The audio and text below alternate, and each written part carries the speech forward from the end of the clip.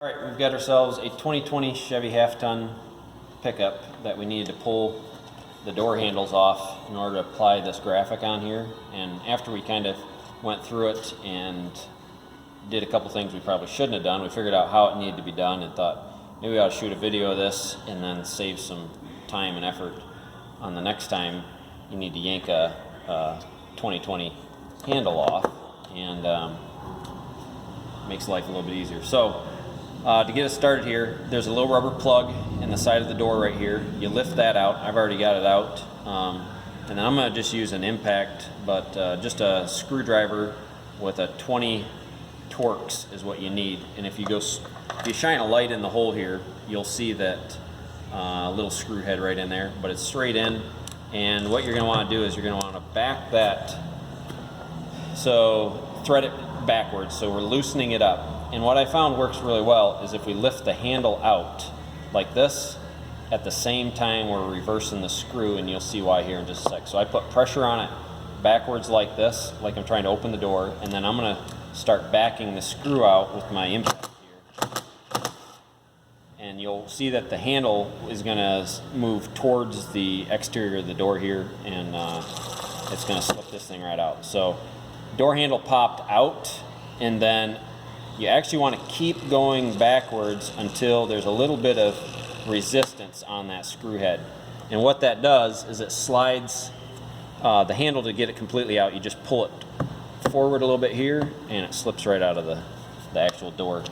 But what it does is it slides a little mechanism back and locks it in place so that it keeps the little latch mechanism from flopping back.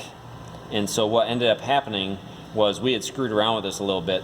That actually, we went and tried tightening it. We were trying to get this piece to come out, and we were messing with it. That thing latched back in, and it became kind of a bit of a job, but you can actually get to it a little bit of work. Do not shut this door while you've got this thing like this. This thing will get latched on you, and you cannot open it until you run this back in.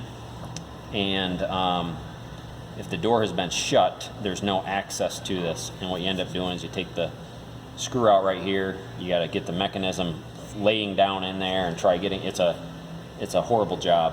But anyways, so that is the handle getting removed there, and then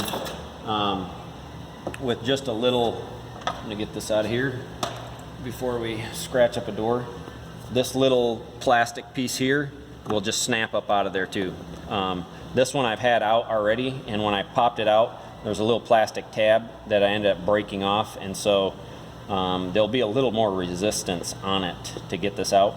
But a part of when you take and run this, even though the handle came out, you continue to back that screw off until you see a little resistance.